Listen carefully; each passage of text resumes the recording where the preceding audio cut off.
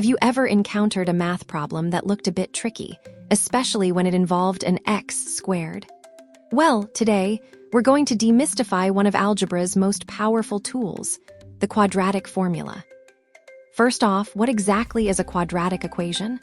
Think of it as a special type of equation where the highest power of your unknown, usually x, is 2.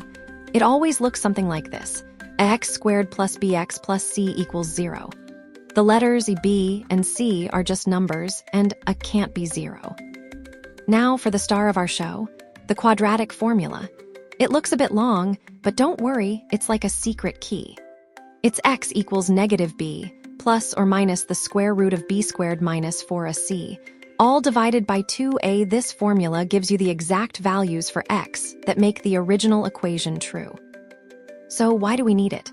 Sometimes, quadratic equations can be solved by simply guessing or factoring, which is great.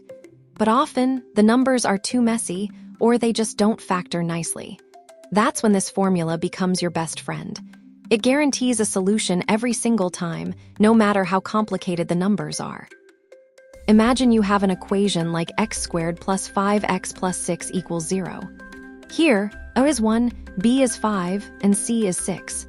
You just plug those numbers into the formula, do the arithmetic step-by-step, and out pop the answers for x. It's like a powerful calculator for these specific kinds of problems.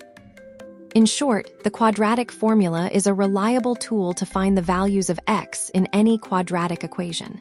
It might seem intimidating at first, but with a little practice, it'll become second nature. It's truly a cornerstone of algebra, unlocking solutions that would otherwise be out of reach. Subscribe for more fun facts.